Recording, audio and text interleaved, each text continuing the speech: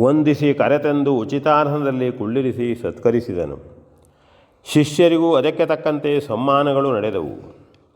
ವಾಲ್ಮೀಕಿಯರಿಗೆ ಆವರೆಗೂ ಶ್ರೀರಾಮನ ದರ್ಶನ ಲಾಭವಾಗಿರಲಿಲ್ಲ.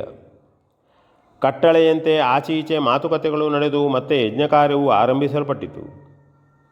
ಅಪರಾಹ್ನ ಧರ್ಮಸಭೆಯಲ್ಲಿ ತಮ್ಮ ಪ್ರವಚನವಾಗಬೇಕು ಎಂದು ಕೇಳಿಕೊಂಡಾಗ ಅವರು, ನಮ್ಮ ಶಿಷ್ಯರಿಂದ ಕಾವ್ಯವನ್ನು ಹಾಡಿಸುತ್ತೇವೆ ಎಂದರು. ಅಂತೆಯೇ ವಾಲ್ಮೀಕಿಯರ ಶಿಷ್ಯರಿಂದ ಕಾವ್ಯಪಠನವು ನಿಶ್ಚಯಿಸಲ್ಪಟ್ಟಿತು. ಅನೇಕ ಮಹರ್ಷಿಗಳು, ಪ್ರಜಾಪ್ರಮುಖರು, ಭರತಶತ್ರುಘ್ನರು, ಹಾಗೆಯೇ ವಿಭೀಷಣ, ಹನುಮಂತ, ಸುಗ್ರೀವಾದಿಗಳು ಅವರವರ ಸ್ಥಾನಗಳಲ್ಲಿ ಸನ್ನಿಹಿತರಾದರು. ಶ್ರೀರಾಮನು ಉಪಸ್ಥಿತನಾದನು. ಅಂತಃಪುರದ ಜನರು ಅದಕ್ಕೆ ತಕ್ಕಂತೆ ಅಂತಃಪಟದ ಹಿಂದೆ ಬಂದು ಸೇರಿದರು. ವಾಲ್ಮೀಕಿಯರು ತಮ್ಮ ಶಿಷ್ಯ ಗಣಗಳೊಂದಿಗೆ ಸಕಾಲದಲ್ಲಿ ಬಂದು ಸನ್ನಿಹಿತರಾದರು.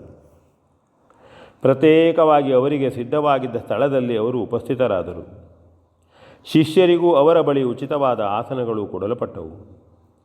ಅವರೊಂದಿಗೆ ಅಪಾದ ಮಸ್ತಕವಾಗಿ ಮುಸುಕಿಟ್ಟುಕೊಂಡ ಸ್ತ್ರೀಯೊಬ್ಬಳು ಮುನಿವಧುಗಳಂತೆ ಬಂದಿದ್ದಳು. ಆಕೆಯ ಕುರಿತು ಯಾರಿಗೂ ಯಾವ ಸಂದೇಹ ಇಲ್ಲವೇ ಕುತೂಹಲ ಉದ್ಭವಿಸಿರಲಿಲ್ಲ. ಶತ್ರುಘ್ನನಿಗೆ ಮಾತ್ರ ಅವಳು ಸೀತಾದೇವಿಯೇ ಆಗಿರುವಳೆಂಬುದು ತಿಳಿದಿತ್ತು. ಆದರೆ ಅವನು ಆ ವಿಚಾರವನ್ನು ಯಾರಲ್ಲಿಯೂ ಹೇಳುವಂತಿರಲಿಲ್ಲ. ಆದರೂ ಆಕೆಯು ಬಂದು ಒದಗಿದಳಲ್ಲ ಎಂಬುದೇ ಅವನಿಗೆ ಸಂತೋಷವಾಗಿದ್ದಿತು.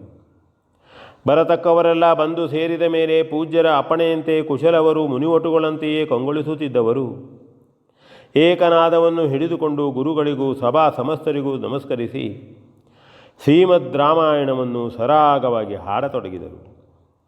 ಸುಶ್ರಾವ್ಯವಾದ ಕಂಠ, ಉತ್ತಮವಾದ ಪದಬಂಧ, ಸರ್ವೋತ್ಕೃಷ್ಟವಾದ ಶ್ರೀರಾಮನ ಕಥಾನಕ ಇವು ಒಂದನ್ನೊಂದು ಮೀರಿಸಿಯೇ ಇದ್ದುದರಿಂದ ಮೊದಲ ಪಂದ್ಯದಲ್ಲಿಯೇ ಸಭಾಸದರೆಲ್ಲರೂ ಅತ್ಯಂತ ನಿಷ್ಠೆಯಿಂದಲೂ ಭಕ್ತಿಯಿಂದಲೂ ಅದನ್ನು ಆಲಿಸಲು ತವಕಗೊಂಡರು. ಕೇಳುವವರ ಉತ್ಸಾಹವು ಮಿಗಿಲಾದಂತೆಯೇ ಹಾಡುವ ಬಾಲಕರ ಉತ್ಸಾಹವೂ ಅದನ್ನು ಮೀರತೊಡಗಿತು. ಶ್ರೀರಾಮನ ಕಥೆಯನ್ನು ಅವನ ಸನ್ನಿಧಿಯಲ್ಲಿ ನೆರೆದ ಆ ಮಹಾಜ್ಞಾನ ನಿಧಿಗಳ ಮುಂದೆ ಕುಶಲವರು ಹಾಡುತ್ತಿದ್ದರು. ಶ್ರೀರಾಮನಿಗೆ ಏನಿದು ಎಂದೊಮ್ಮೆ ಅನ್ನಿಸಿದರು. ವಾಲ್ಮೀಕಿಯರ ಕೃತಿ ಇದೆಂದು ಸಮಾಧಾನವು, ಅದರೊಂದಿಗೆ ಬಾಲಕರ ಹಾಡುಗಾರಿಕೆಯಿಂದ ಸಂತಸವು, ತನ್ನನ್ನೇ ಕುರಿತಾಗಿ ಹಾಡುವಂತೆ ಹಾಡುತ್ತಿದ್ದುದರಿಂದ ಆನಂದವೂ ಉಂಟಾಗಿದ್ದಿತು. ತನ್ಮಯನಾಗಿ ಕೇಳುತ್ತಿದ್ದನು.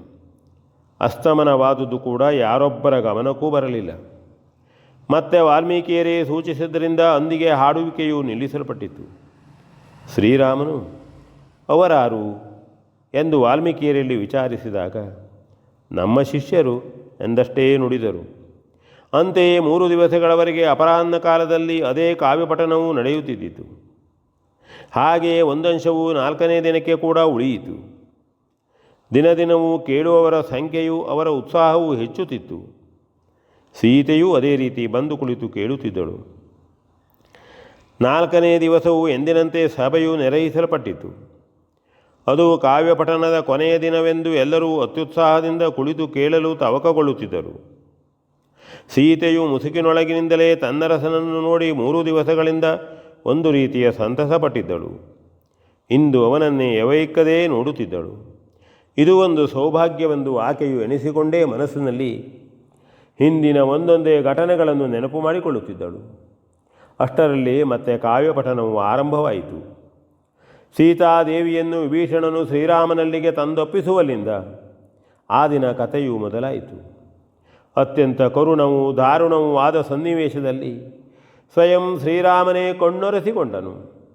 ಅಷ್ಟರಲ್ಲಿ ಅನೇಕ ಮಂದಿ ಈ ರೀತಿಯಲ್ಲಿ ಅಗ್ನಿ ಪರೀಕ್ಷೆಯಲ್ಲಿ ಆಕೆಯು ಪರಿಶುದ್ಧೆ ಎಂದು ಮನಗಂಡಿದ್ದರೂ ಮತ್ತೆ ಶ್ರೀರಾಮನು ಸೀತೆಯನ್ನು ತ್ಯಜಿಸಿಬಿಟ್ನಲ್ಲ, ಈ ಕಾವ್ಯವನ್ನು ಅವರಿಬ್ಬರೂ ಜತೆಯಾಗಿ ಕುಳಿತು ಕೇಳಿ ಆನಂದಿಸಬೇಕಿತ್ತು ಎಂದು ತಮ್ಮಲ್ಲಿ ಆಡಿಕೊಂಡರು.